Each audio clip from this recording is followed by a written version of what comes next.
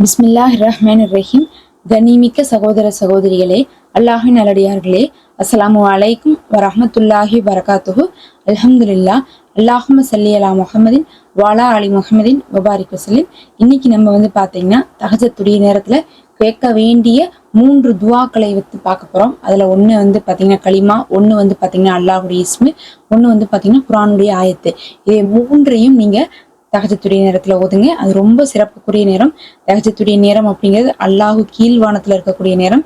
இன்னும் என்னிடத்துல யாராவது துவா செய்ய இருக்கிறாங்களா, அவர்களுடைய துவாக்கு நான் பதில் கொடுக்க போறேன்னு சொல்லக்கூடிய நேரமாக இருக்கு. அப்படிப்பட்ட சிறப்புக்குரிய நேரத்துல தான் நம்ம என்ன பண்ணிட்டு இருக்கோம், தூங்கிட்டு இருக்கோம். ஆனா அந்த நேரத்துல நீங்க எந்திரிச்சு அமல் செய்து பாருங்க. அந்த அமலுக்கு பின்னாடி ஒரு 2 ரக்காய் தொழுதுட்டு அந்த தொழுகைக்கு பின்னாடி இதை ஓதிட்டு நீங்க துவா செய்தால் அந்த தேவை உங்களுக்கு உடனுக்குடனே அல்லாஹுடைய புறத்துல இருந்து பதில் கிடைக்கும். அந்த அமலை தான் பார்க்க போறோம். அதுலயும் நிறைய பேர் எளிமையா கேட்டீங்க. இது ரொம்பவே எளிமையா இருக்கக்கூடிய அமல் தான்.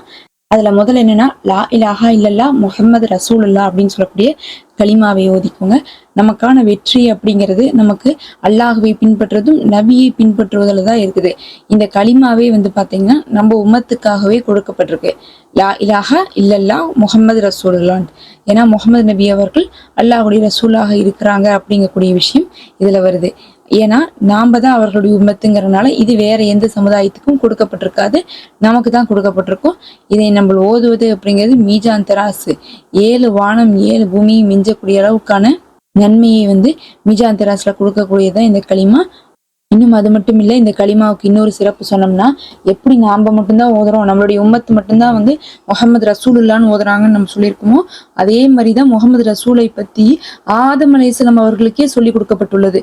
ஆதம் அலைஹிஸ்ஸலாம் அவர்கள் அவ்வா அலைஹிஸ்ஸலாம் அவர்களுக்கு திருமணம் செய்யும் போது மகர் கொடுக்கணும். அந்த மகராக அவர்கள் கொடுத்ததே பார்த்தீங்கன்னா அவர்களுக்காக சலாம் சொல்லப்பட்டுச்சு.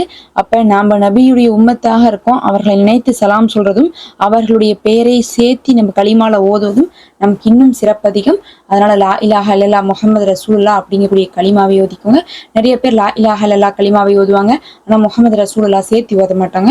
ஆனா நீங்க ரெண்டையும் சேர்த்தி ஓதுங்க. லா இலாஹா இல்லல்லாவுக்கு 7 வானமும் 7 பூமியும் மிகைக்கக்கூடிய நன்மை கொடுக்கப்படும் சொல்லிட்டு நமக்கு அறிவிப்புல வந்திருக்கு. அதே நேரத்துல முகமது ரசூலுல்லா சேர்த்து ஓதும்போது இன்னும் அதிக சிறப்புகள் கிடைக்கும்.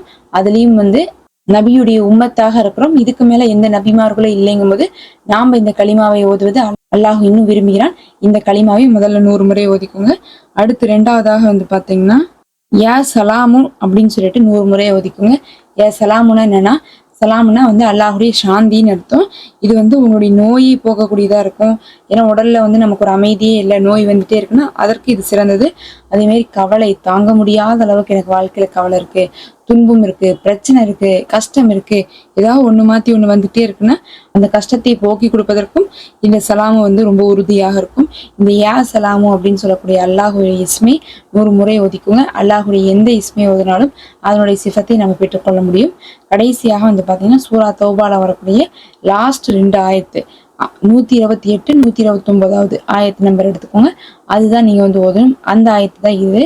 லக்கத் ஜாஅக்கும் ரசூலும் மின் அன்ஃபுசிக்கும் அஜீஜுன் அலைஹி மா அனித்தும் ஹரீசுன் அலைக்கும் பில் முஃமினீன ரஹூஃபுர் ரஹீம் அப்படின்னு சொல்லக்கூடிய முதல் ஆயத்தும், 2வது ஆயத்து பாத்தீங்கன்னா ஃபைன் தவல்லவ் ஃபகுல் ஹஸ்பி அல்லாஹு லா இலாஹா இல்லல்லாஹு அலைஹி தவக்கல்து வஹுவ ரப்புல் அர்ஷில் அலீம் அப்படின்னு சொல்லக்கூடிய 2வது ஆயத்தையும் அல்லாஹ் சொல்றான். இது ரெண்டுலயுமே ஒரு சிறப்பான விஷயம் இருக்கு. அதாவது நபியை யாராவது ஏற்றுக்கொள்ளவில்லை என்றால் அது அவர்களுக்கு ரொம்ப துன்புறுத்தலாக இருக்குது. நபி ரொம்ப நல்லவங்க, ரொம்ப பாசமா இருக்காங்க, உங்க மேல அக்கறையா இருக்காங்க, ஆனா அவர்களை புறக்கணிக்காதீங்க, அவர்களை என்ன பண்ணாதீங்க, ஒதுக்காதீங்கன்னு நல்லா சொல்றான். சொல்லிட்டு அடுத்த ஆயத்துல அல்லாஹ் நபி அவர்களுக்கு ஆறுதல் கூறுகிறான்.